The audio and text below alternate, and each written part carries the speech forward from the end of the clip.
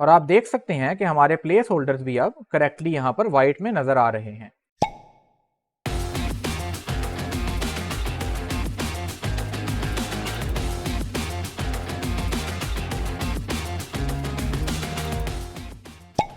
अस्सलाम वालेकुम दोस्तों, मेरा नाम सलमान है और आप देख रहे हैं प्रैक्टिकल डेव। दोस्तों, लास्ट वीडियो में हमने अपने FAQ सेक्शन को कंप्लीट किया था। इस प्रोसेस में हमने एक थर्ड पार्टी जावास्क्रिप्ट विजेट को यूज किया था जो कि अकॉर्डियन विजेट था, और साथ ही साथ हमने CSS में स्पेसिफिसिटी के कॉन्सेप्ट को समझा था। आज की इस वीडियो में हम अपनी वेबसाइट के कॉन्टैक्ट सेक्शन पर काम करेंगे, जिसमें हम एक आई-फ्रेम यूज करेंगे और साथ ही एक कॉन्टैक्ट फॉर्म को स्टाइल करेंगे। तो चलिए चलते हैं अपनी स्क्रीन की तरफ। तो दोस्तों, लास्ट वीडियो में हमने अपनी 017.html फाइल पर काम किया था, और अपने पैटर्न को फॉलो करते हुए सबसे पहले हम इसकी एक कॉपी बना लेते हैं। तो आप देख सकते हैं कि यहाँ पर मैंने 018.html और उसके साथ ही 018-styles.css फाइल्स क्रिएट कर ली हैं। एक दफ़ा इन्हें हम ब्राउज़र में ओपन करके देख लेते हैं।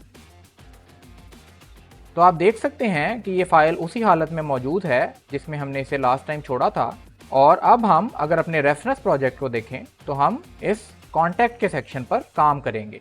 तो दोस्तों, इसका थोड़ा सा ओवरव्यू ले लेते हैं कि यहाँ पर हमारे पास बाकी सेक्शंस की निस्बत चीज़ें कुछ डिफरेंट हैं। सबसे पहली चीज़ कि यहाँ पर वो सेंटर्ड कंटेनर नहीं है जिसकी मैक्सिमम विड्थ होगी। यहाँ पर जो टॉप लेवल का कंटेनर है उसी को हमने 2 डिव्स में डिवाइड कर रखा है। उसके बाद हमारे पास यहाँ पर कोई पैडिंग नहीं है। लेफ्ट साइड पर हमारे पास एक आई फ्रेम है जिसमें हमें ये गूगल मैप नज़र आ रहा है, और राइट साइड पर हमारे पास ये कॉन्टैक्ट फॉर्म है। तो चलिए चलते हैं अपने एडिटर की तरफ और इसकी HTML को बिल्ड करना शुरू करते हैं।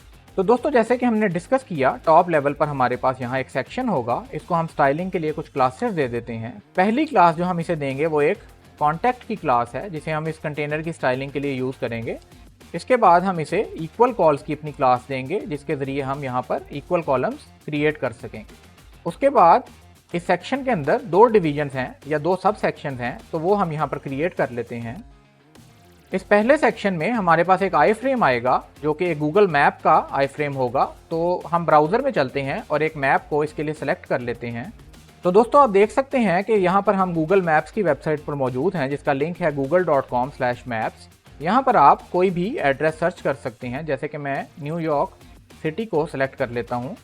और इसका आई फ्रेम क्रिएट करने के लिए हम अपने लेफ्ट पैनल में ये शेयर का बटन देख सकते हैं। इसे हम क्लिक करेंगे, हमारे सामने ये एक मॉडल खुल जाएगा। इसमें हम एम्बेड अ मैप की ऑप्शन में जाएंगे और इस आई फ्रेम के कोड को इस कॉपी HTML के बटन को क्लिक करके कॉपी कर लेंगे। वापस चलते हैं अपने एडिटर की विंडो में और इस कोड को यहाँ पेस्ट कर देते हैं। एक बार चलकर इसे अपने ब्राउज़र में देख लेते हैं। तो आप देख सकते हैं कि हमारा मैप यहाँ पर विजिबल है, लेकिन इस एलिमेंट को हम थोड़ा सा क्लीन अप करेंगे ताकि हम इसे अपने हिसाब से स्टाइल कर सकें। तो यहाँ पर सबसे पहले हम इन विड्थ और हाइट की प्रॉपर्टीज को रिमूव करेंगे। इस इनलाइन स्टाइल को हम रिमूव करेंगे, लेकिन पहले इसको अपनी CSS में टारगेट करने के लिए इसे एक क्लास दे देते हैं जो कि कॉन्टैक्ट मैप आई फ्रेम की क्लास होगी। तो इस क्लास के जरिए हम इस स्टाइल को इम्प्लीमेंट करेंगे और फिलहाल हम इसे यहाँ से रिमूव कर देते हैं। अपनी CSS में चलते हैं और इस क्लास को टारगेट कर लेते हैं। तो हम इस क्लास के एलिमेंट को सिलेक्ट करेंगे और यहाँ पर बॉर्डर 0 की वैल्यू से असाइन करेंगे। एक बार चलकर इसे अपने ब्राउज़र में देख लेते हैं। तो आप देख सकते हैं कि यहाँ स्टाइलिंग में कुछ चेंजेस आए हैं। बॉर्डर 0 हमारा ऑलरेडी अप्लाइड होगा क्योंकि हमने उसे अपनी क्लास में टारगेट करके अप्लाई कर दिया है। तो यहाँ पर नेक्स्ट काम जो हम करेंगे वो ये कि हम चाहते हैं कि ये जो हमारा मैप है ये अपने पूरे कंटेनर की विड्थ को कवर करे। तो हम इसे विड्थ 100% की वैल्यू देंगे। अब आप देख सकते हैं कि हमारे मैप ने अपने कंटेनर की पूरी विड्थ को कवर कर लिया है। यहाँ पर अब हम जो दूसरा काम करेंगे वो ये कि इस मैप को कुछ हाइट देंगे। तो हम इसे हाइट की प्रॉपर्टी दे देते हैं और इसकी वैल्यू होगी 30 रेम्स। तो अब आप देख सकते हैं कि हमारे मैप की हाइट भी एडजस्ट हो चुकी है। तो दोस्तों, अगर हम एक दफ़ा अपने रेफरेंस को फिर से देखें तो यहाँ पर जो राइट साइड पर सेक्शन है उसमें जो पहली चीज़ नोटिसेबल है वो ये बैकग्राउंड ग्रेडियंट है। तो इसको क्रिएट करना बहुत आसान है। ये वही सेम ग्रेडियंट है जो हम ऊपर अपने इस सर्विसेज के सेक्शन में यूज़ कर चुके हैं। तो हम चलते हैं अपने एडिटर की तरफ और इस सेक्शन को कॉन्टैक्ट फॉर्म की क्लास दे देते हैं। इस क्लास को हम सेलेक्ट करेंगे अपनी स्टाइल शीट में। यहाँ पर आकर इसको हम बैकग्राउंड की वैल्यू प्रोवाइड करेंगे और ये वैल्यू हमने जो ग्रेडियंट के लिए वेरिएबल क्रिएट किया था वहाँ से आएगी। हम इसे सेव करते हैं। अब अगर आप यहाँ अपने राइट साइड पर देखें तो आप देख सकते हैं कि यहाँ पर कोई भी बैकग्राउंड नज़र नहीं आ रहा। उसके लिए अगर हम इस एलिमेंट को इंस्पेक्ट करें, यहाँ पर जो प्रॉब्लम हमें नज़र आ रहा है वो अगर आप लेफ्ट साइड पर देखें तो आपको 0 हाइट नज़र आ रही है। उसकी वजह यह है कि हमारे इस कंटेनर में कोई कंटेंट मौजूद नहीं। ये कोई इतना बड़ा इशू नहीं है। जो मेन चीज़ है वो ये कि हमारा यहाँ पर बैकग्राउंड अप्लाइड नज़र आ रहा है। इसको टेस्ट करने के लिए फ़िलहाल हम इसे कुछ हाइट दे सकते हैं, जैसे कि 30 रेम्स, और आप देख सकेंगे कि हमारा बैकग्राउंड ग्रेडियंट यहाँ पर विजिबल है। इस ग्रेडियंट के नज़र आते ही एक और जो हमें स्टाइलिंग का इशू नज़र आ रहा है वो यहाँ पर गैप है, और ये गैप हमारा इक्वल कॉल्स की क्लास से आ रहा है। तो हम इसे ओवरराइड कर सकते हैं। तो हम यहाँ पर अपने कंटेनर को सिलेक्ट करेंगे जिसे हमने कॉन्टैक्ट की क्लास दे रखी है। आप देख सकते हैं कि यहाँ हमने कॉन्टैक्ट की क्लास दी थी। इसे सिलेक्ट करके हम यहाँ पर गैप 0 की वैल्यू दे देंगे।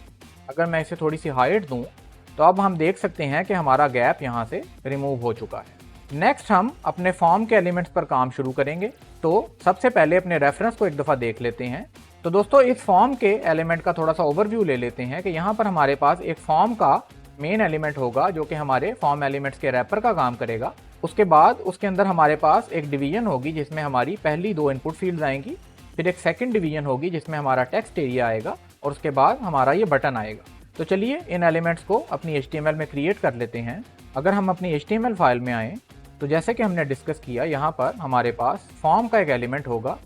इसे हम एक क्लास दे देते हैं ताकि हम इसे स्टाइल कर सकें, और ये क्लास होगी कॉन्टैक्ट फॉर्म अंडरस्कोर FM की।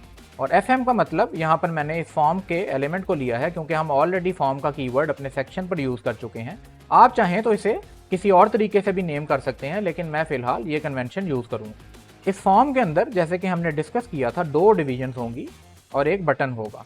ये जो डिवीजन्स हैं इनमें से पहली डिवीजन में हमारे पास 2 इनपुट फील्ड्स हैं और सेकंड डिवीजन में हमारे पास एक टेक्स्ट एरिया है। हम इन एलिमेंट्स को स्टाइलिंग के पर्पस के लिए सबसे पहले कुछ क्लासेस दे देते हैं। तो जो हमारी ये डिवीजन्स हैं हम इन्हें रो की क्लास दे देते हैं ताकि हम इन्हें एक साथ स्टाइल कर सकें।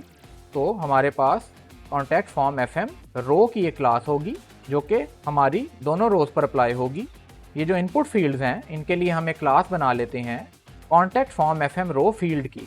तो हम इसी को कॉपी करते हैं और यहाँ पर फील्ड अपेंड कर देते हैं। ये क्लास हमारी सारी इनपुट फील्ड्स को जाएगी और इसके ज़रिए हम उन्हें एक ही जगह पर स्टाइल कर सकेंगे।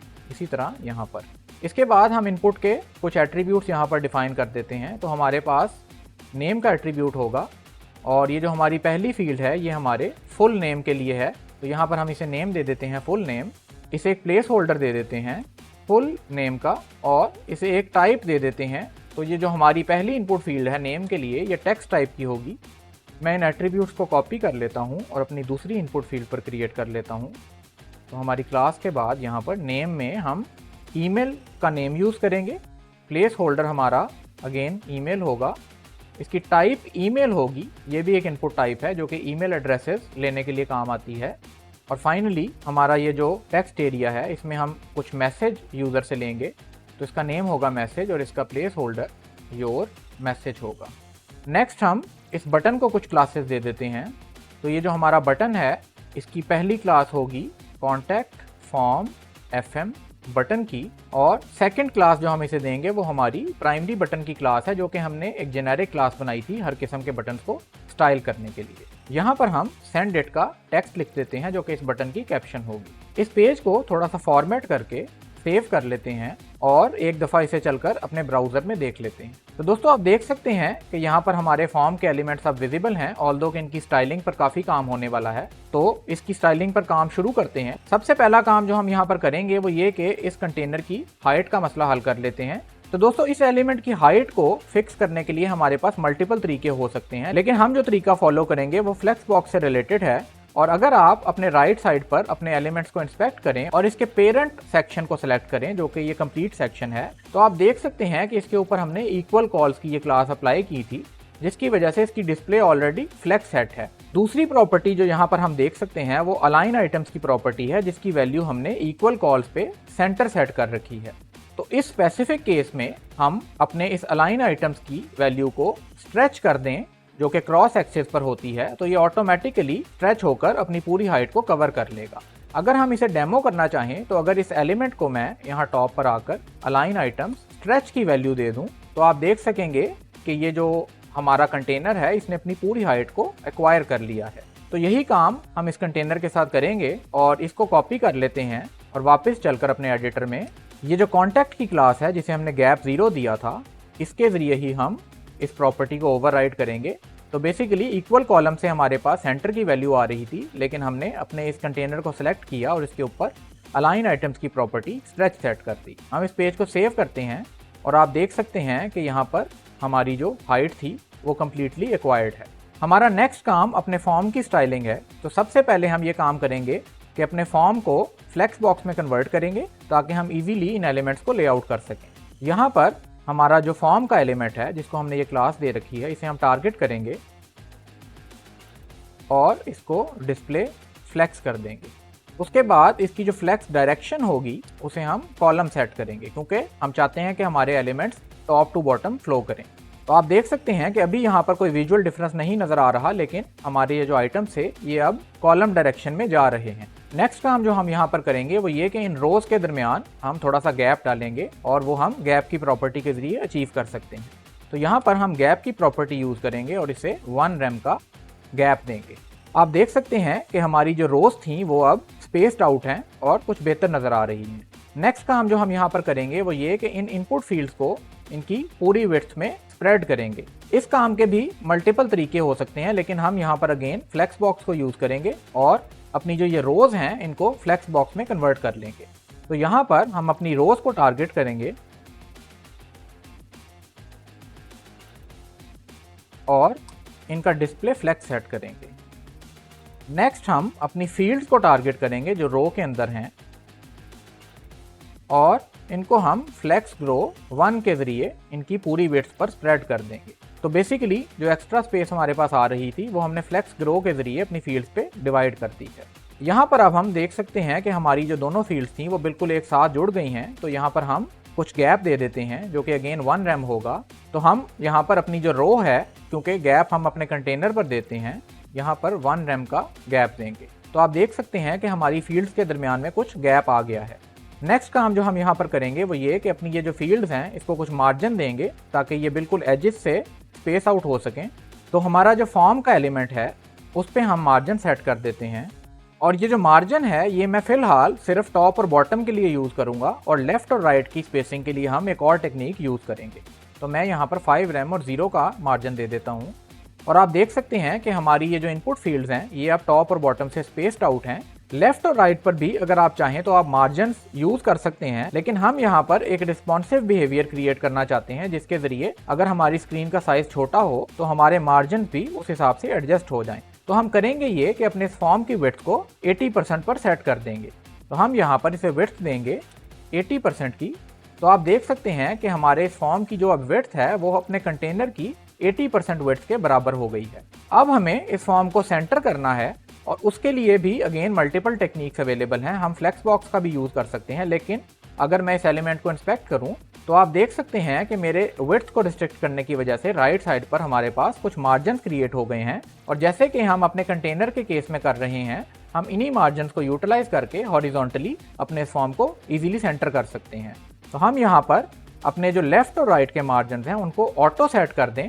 तो ये जो राइट साइड पर मार्जिन बन रहा था ये इक्वली डिस्ट्रीब्यूट होकर हमारा ये कंटेनर हॉरिजॉन्टली सेंटर हो जाएगा।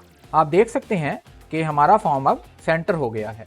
नेक्स्ट चीज़ जो इस लेआउट से रिलेटेड हम यहाँ पर करेंगे वो इस बटन का साइज़ है। आप देख सकते हैं कि ये बटन हमारा left to right stretched out है और हम चाहते हैं कि ये दरमियान में अपनी एक्चुअल विड्थ पे आ जाए।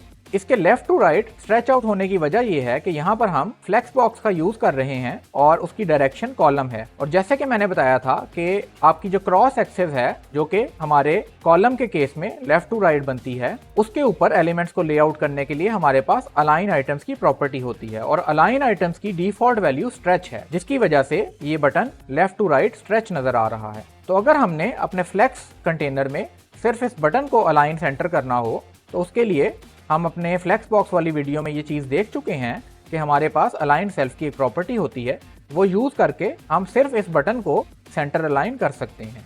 तो हम इस बटन को टारगेट करेंगे। हमारे पास यहाँ पर ये क्लास है जिसके ज़रिए हम इस बटन को सिलेक्ट कर सकते हैं।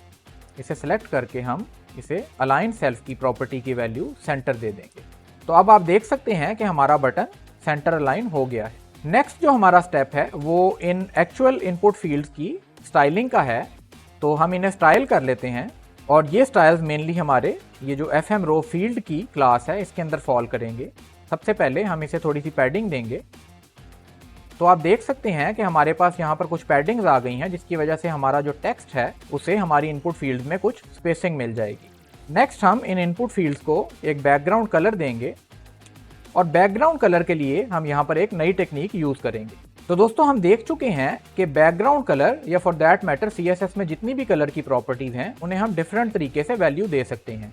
जो तरीका सबसे कॉमन है और जो हमने पहले यूज कर रखा है वो हेक्स कोड का तरीका है, जिसमें हम एक हेक्स कोड के जरिए अपने कलर को रिप्रेजेंट करते हैं। इसके अलावा हम ब्रीफली ये डिस्कस कर चुके हैं कि आप यहाँ पर RGB वैल्यूज भी यूज कर सकते हैं, जो कि बेसिकली रेड, ग्रीन और ब्लू कलर्स का एक कॉम्बिनेशन होता है। तो सबसे पहले मैं यहाँ पर अपने कलर कोड्स पेस्ट करता हूँ। तो आप देख सकते हैं कि हमारे पास RGB वैल्यू 177, 57 और 182 की यहाँ पर मौजूद है और ये मिलकर एक कलर फॉर्म कर रहे हैं, उसी तरह जैसे कि हम हेक्स कोड के जरिए एक कलर को डिनोट करते हैं। अब अगर हम इसे सेव करें तो आप देख सकते हैं कि हमारी इनपुट फील्ड का बैकग्राउंड कलर अपडेट हो चुका है। अब हम डिस्कस कर लेते हैं कि यहाँ पर हमने RGB कलर क्यों यूज किया। तो दोस्तों RGB की तरह हमारे पास एक RGBA फंक्शन भी होता है, जिसके जरिए हम एक एक्स्ट्रा वैल्यू यहाँ पर पास कर सकते हैं। तो जैसे कि मैंने बताया, यहाँ पर RGB का मतलब रेड, ग्रीन और ब्लू होता है और इस A का मतलब यहाँ पर अल्फा होता है और अल्फा का मतलब होता है ट्रांसपेरेंसी। यानी कि इस फॉर्म में अगर आप अपने कलर को यहाँ पर लिखेंगे तो यहाँ पर आप RGB के बाद A डालने के बाद एक अल्फा वैल्यू भी पास कर सकते हैं। ये जो आपकी A की वैल्यू है ये 0 से लेकर 1 तक रेंज करती है और यहाँ पर 1 का मतलब कंप्लीट ओपेक होता है, जिसका मतलब कि आपका कलर बिल्कुल ट्रांसपेरेंट नहीं है, और 0 का मतलब कंप्लीट ट्रांसपेरेंसी होता है। अगर मैं यहाँ पर 0 की वैल्यू डाल दूं तो आप देख सकेंगे कि ये कलर हमें बिल्कुल नजर नहीं आएगा, इसका मतलब ये कंप्लीटली ट्रांसपेरेंट हो चुका है। इसी तरह अगर मैं यहाँ पर 1 की वैल्यू डाल दूं तो ये कंप्लीटली ओपेक हो जाएगा, यानी कि अब ये बिल्कुल ट्रांसपेरेंट नहीं रहा। इसी तरह हम 1 और 0 के दरमियान कोई भी वैल्यू पॉइंट्स में यहाँ पर दे सकते हैं और उतने % ट्रांसपेरेंसी हमें नजर आ जाएगी, यानी कि 0.5 का मतलब है 50% ट्रांसपेरेंट। तो अब आप देख सकते हैं कि हमारा जो ये बैकग्राउंड है इसके पीछे हमें अपने एक्चुअल कंटेनर का बैकग्राउंड थोड़ा थोड़ा नजर आ रहा है। हम जो वैल्यू यहाँ अपने डिजाइन के हिसाब से यूज करेंगे वो 20% अल्फा की है, यानी कि 0.2। मैं इसे सेव करता हूँ और अब हम चलकर अपने ब्राउजर में देखते हैं तो आप देख सकते हैं कि ये 20% ट्रांसपेरेंट हो गया है। नेक्स्ट स्टाइलिंग का काम जो हम यहाँ पर करेंगे वो ये कि इस फॉन्ट कलर को चेंज करके व्हाइट कर देंगे। तो यहाँ पर हम कलर की प्रॉपर्टी यूज करेंगे और इसे अपने व्हाइट वेरिएबल की वैल्यू पास करेंगे। तो दोस्तों अगर अभी आप इसे देखें तो आपको यहाँ पर व्हाइट कलर नहीं नजर आ रहा। उसकी वजह यह है कि यहाँ पर कोई टेक्स्ट नहीं है, बल्कि ये जो टेक्स्ट हमें नजर आ रहा है ये प्लेस होल्डर्स हैं। अगर हम यहाँ पर एक्चुअल टेक्स्ट लिखें जैसे कि कुछ टेक्स्ट, तो आप यहाँ पर देख सकते हैं कि इस टेक्स्ट का कलर व्हाइट है। नेक्स्ट चीज जो हम यहाँ पर स्टाइल करेंगे वो ये कि इन इनपुट एलिमेंट्स के ऊपर बाय डिफॉल्ट कुछ बॉर्डर्स हैं, उन बॉर्डर्स को हम रिमूव करेंगे। तो यहाँ पर आकर हम बॉर्डर की प्रॉपर्टी को नन सेट करेंगे। इसी तरह आप देख सकते हैं कि यहाँ पर बॉर्डर तो खत्म हो गए हैं, लेकिन अगर मैं एक इनपुट फील्ड को फोकस करूं तो यहाँ पर आपको एक आउटलाइन नजर आएगी जो कि व्हाइट कलर की है और उसके अंदर एक ब्लैक कलर का भी बॉर्डर है। ये एक एक्सेसिबिलिटी ऑप्शन होता है जिसे कि आउटलाइन बोला जाता है। इसे भी हम अपने CSS के जरिए या तो डिफरेंट कलर दे सकते हैं या फिर रिमूव भी कर सकते हैं। तो हम यहाँ पर आउटलाइन की प्रॉपर्टी को टारगेट करेंगे और इसे भी नन की वैल्यू दे देंगे। अब आप देख सकते हैं कि हमारी आउटलाइन भी यहाँ से रिमूव हो गई हैं। और जो नेक्स्ट काम हम यहाँ पर करेंगे वो ये कि अगर आप इस टेक्स्ट एरिया को देखें तो यहाँ पर हमारे पास रीसाइजिंग के लिए एक हैंडल मौजूद है। इस हैंडल को हम रिमूव कर देंगे क्योंकि हम ये चाहते हैं कि हमारे पास सिर्फ 5 लाइंस जितनी स्पेस का एक टेक्स्ट एरिया यहाँ पर मौजूद हो और यूजर इसे रीसाइज ना कर सके। यहाँ पर हम अपनी रीसाइज की प्रॉपर्टी को टारगेट करेंगे और इसे भी नन की वैल्यू दे देंगे। अब अगर आप यहाँ पर देखें तो हमारा वो जो हैंडल था रीसाइजिंग के लिए वो यहाँ से गायब हो चुका है। तो दोस्तों लास्ट काम जो यहाँ पर रह गया है वो इन प्लेस होल्डर्स का कलर है और इसको हम अपनी इनपुट फील्ड्स पर मौजूद एक सूडो क्लास के जरिए टारगेट कर सकते हैं जो कि प्लेस होल्डर की सूडो क्लास होती है। तो यहाँ पर अगर आप देखें तो जो हमारी इनपुट फील्ड्स हैं उन्हें हमने ये क्लास दे रखी है कॉन्टैक्ट फॉर्म FM रो फील्ड की। इसी क्लास को हम लेकर इसके ऊपर एक सूडो क्लास को टारगेट करेंगे जो कि प्लेस होल्डर की क्लास है।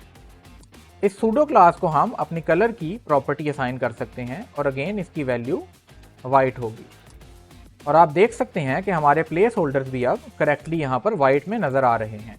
एक लास्ट चीज जो मैंने यहाँ पर नोट की है वो ये कि ये जो हमारा टेक्स्ट एरिया है, अपने डिजाइन के मुताबिक हम ये चाहते हैं कि इसकी हाइट 5 रोज जितनी हो, तो ये चीज हम बड़ी इजीली सेट कर सकते हैं। वापस चलते हैं अपनी HTML में और यहाँ पर ये जो हमारा टेक्स्ट एरिया है इसे हम एक एट्रीब्यूट पास करेंगे रोज इक्वल्स 5 का। अब अगर हम यहाँ पर देखें तो हमारे इस मैसेज वाले टेक्स्ट एरिया की हाइट कुछ इंक्रीज हो गई है। तो दोस्तों ये था हमारा कॉन्टेक्ट का सेक्शन जिसके अंदर हमने एक आई फ्रेम को यूज किया और उसके अलावा अपने फॉर्म की स्टाइलिंग की। नेक्स्ट वीडियो में हम अपने फुटर सेक्शन को क्रिएट करेंगे। तो उम्मीद है ये वीडियो आपको पसंद आई होगी। अगर आपने ये चैनल अभी तक सब्सक्राइब नहीं किया तो प्लीज इसे सब्सक्राइब कर लीजिए और अगर वीडियो पसंद आई हो तो इसे लाइक और शेयर करना मत भूलिएगा। Till next time, this is practical dev signing out.